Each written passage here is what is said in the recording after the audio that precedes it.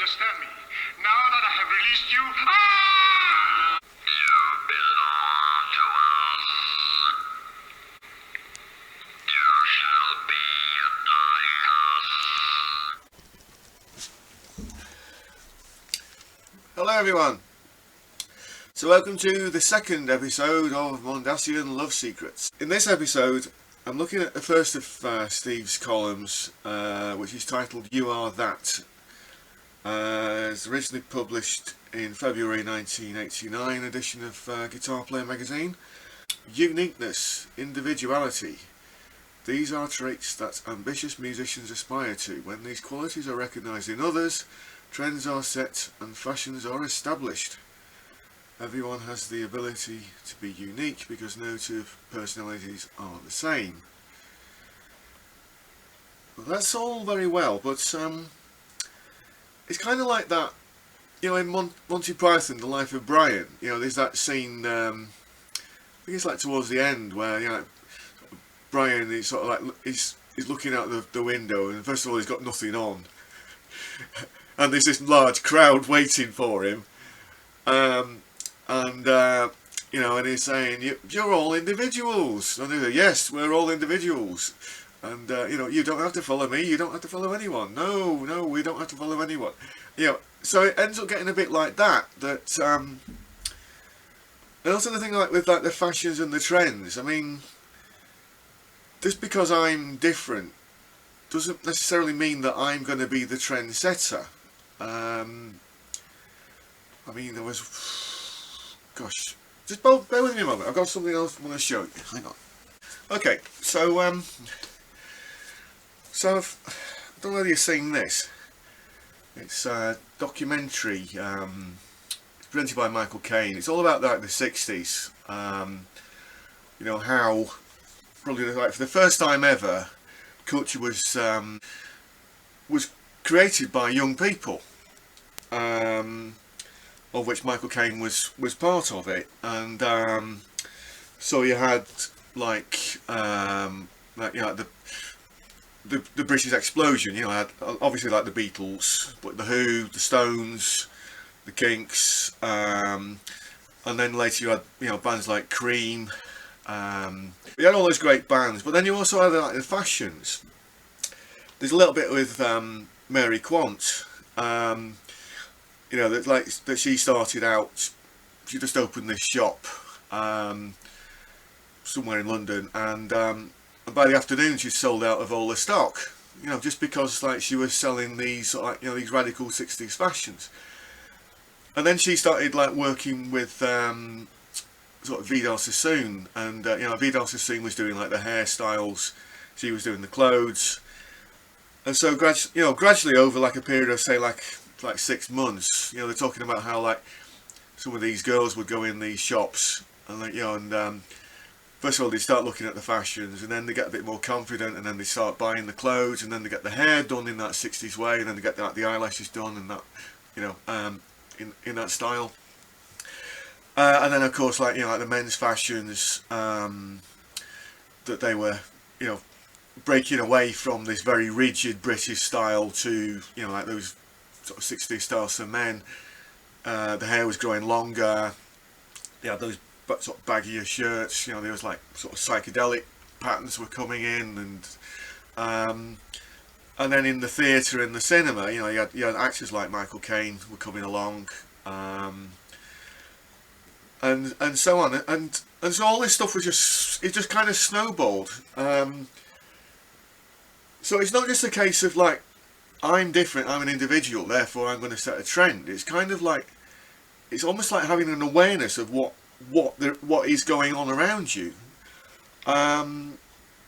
It's also ironic here because like Steve wrote this article in 1989, or rather it was published in 89. Whether he was actually drafting it before then, I don't know. But and for me, I remember 89. A lot of that, the alternative music scene and the alternative fashion, that was starting to come in around then as well. So that was kind of like, it was almost like a reboot of the 60s, you know, but in a different way, if you know what I mean.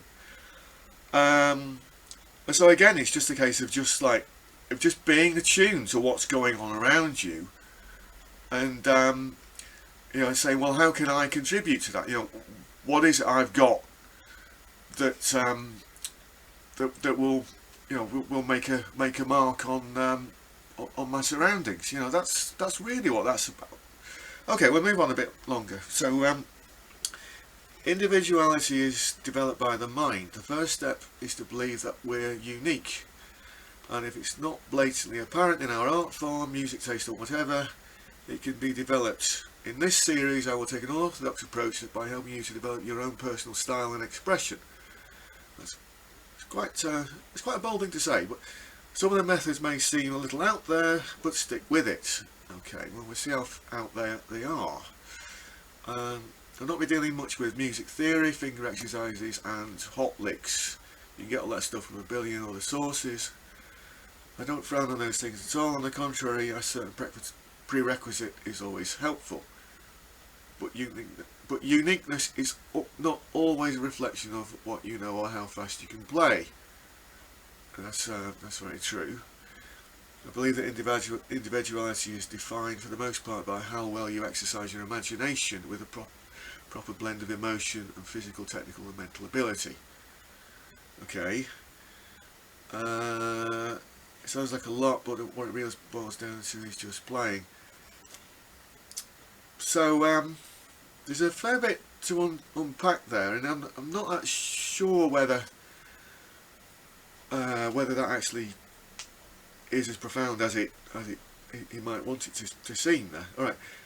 So then there's this like a shopping list of things to actually do. So there's list, you know, like scales, chords, theory, improvisation, reading and writing.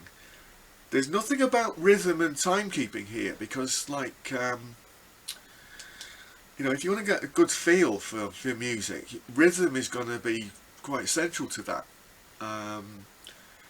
So I'd say that that's something that needs working on as well. Also, one of the dangers of like you make a list of any task, you're going to find it's forever incomplete. You know, remember that Blackadder episode? I don't know if you've seen Blackadder, but there's one about Dr. Samuel Johnson, and he's written this dictionary, and he's boasting it's got every single word in the English language, and of course Blackadder then starts making fun of him, and you know, by saying I express my humblest pericombobulations. You know, it's something like that, because there's always going to be something new to explore. You know, that even if you know like the scales and the modes and the fancy chords, etc., there's going to be some new way of looking at those things which you've never considered before. Even by, you know, by virtue of just listening to a different style of music or playing a different style of music, you know. So so that's something to bear in mind there as well. So, but anyway, there is this list of things to do. Okay, and then of course it mentions Guitar Playing Magazine, because you know that's where it was published. Right, so then now we're actually starting to get into the meat of this You Are That. Have you ever heard the phrase I am that? I believe it means that you are what you think you are. The way you perceive yourself is what you will ultimately become. The problem is that many of us aren't always aware of how we perceive ourselves. Well, I mean, this is it though. This is when it starts getting a bit ponderous. I mean, there's that famous quote to me, which I always found inspiring, by Salvador Dali, where he says, "He who plays at genius is destined to become one."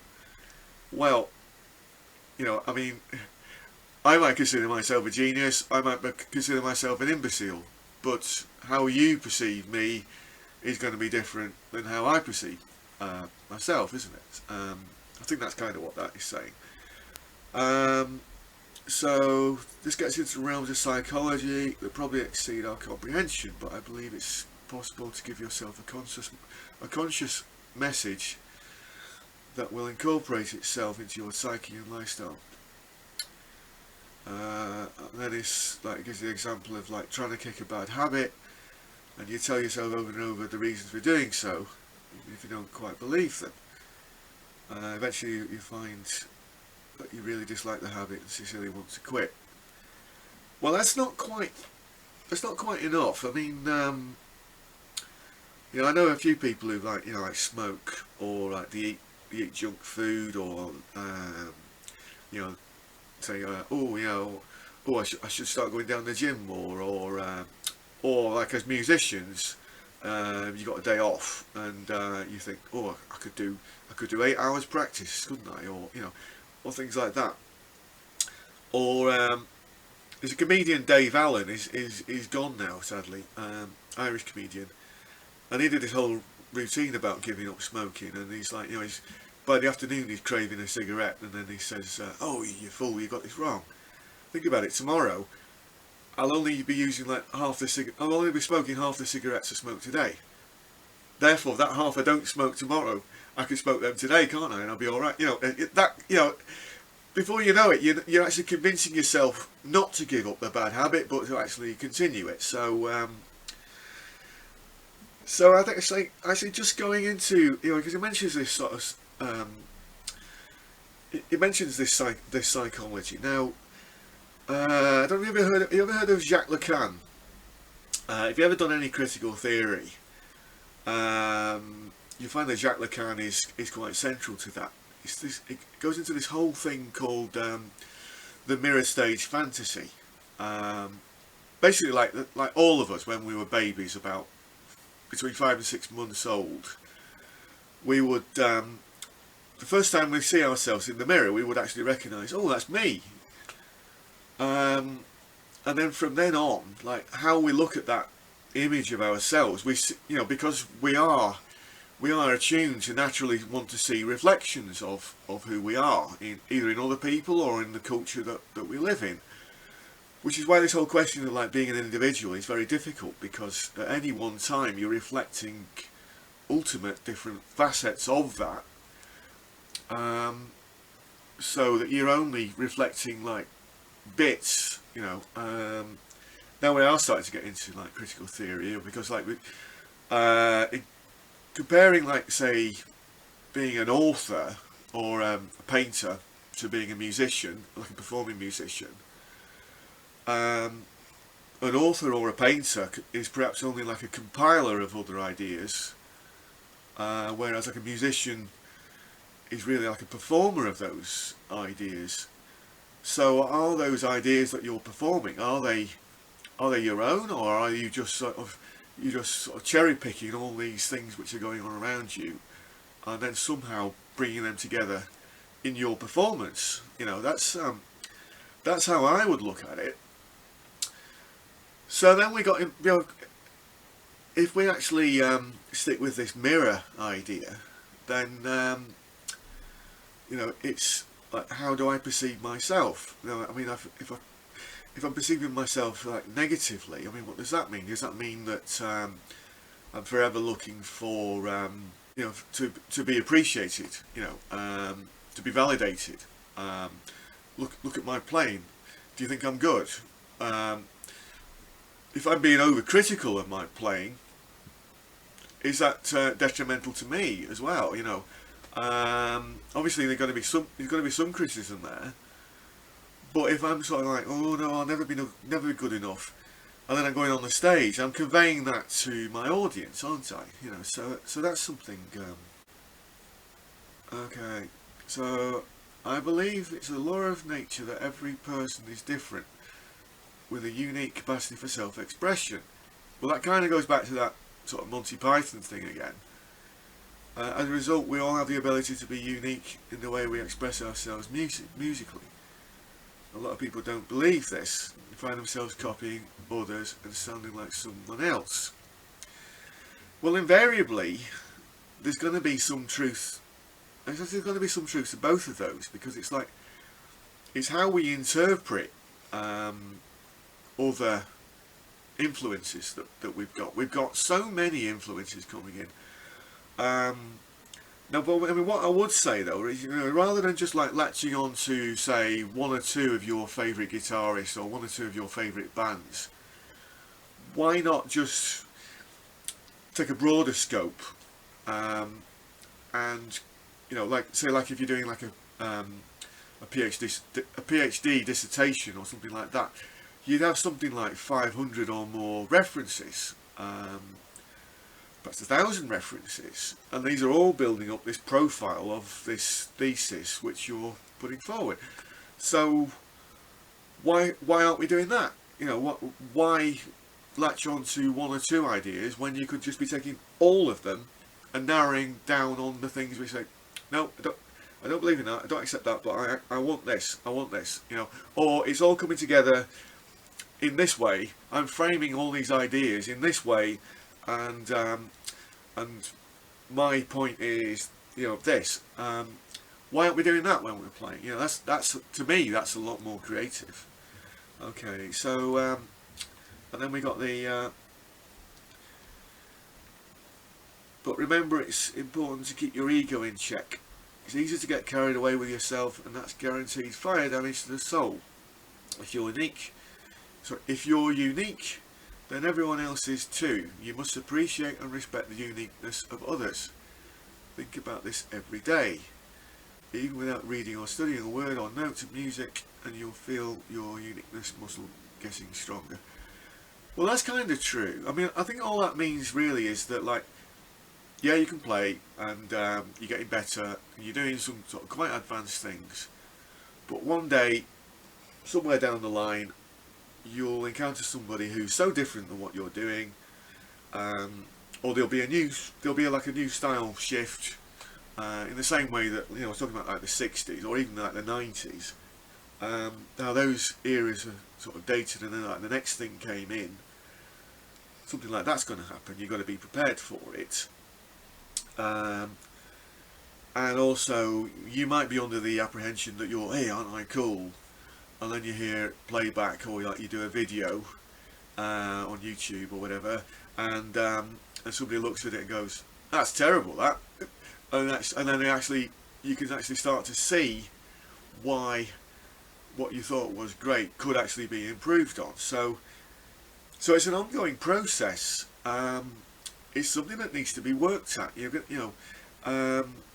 And actually, one of the main points to come out of this article is that it's something that seems to be set aside. It's like you're just sitting down with the instrument and just finding your own voice. You know, when you're under pressure. I mean, like, obviously, if you're not in the realms of people like Steve Vai, you know, you've got the day job to do. You're meeting friends, you've got your shopping, you've got family perhaps, you've got family commitments, you've got the girlfriend or the boyfriend, or you've got to walk the dog, or you've got your shopping to do, or, you know, any number of things like that. Or if you're not working, you know, they don't want you proving that you're looking for work and blah blah blah. So there's all that to think about there. Or if you are actually a performing, recording musician, have you actually got time to sit down and just work on your own voice? You know, maybe the producer's saying, "Oh, can you play something in the style of so and so?" And so you're having to like put a mask on, you know. 'Cause a lot of it does come down to this thing about masks, doesn't it? You know, the many masks that we wear, and that's the topic for another time. Right, so with that out of the way, I think we're going to do some playing, and then we'll see if we can put some of these ideas in practice. All right.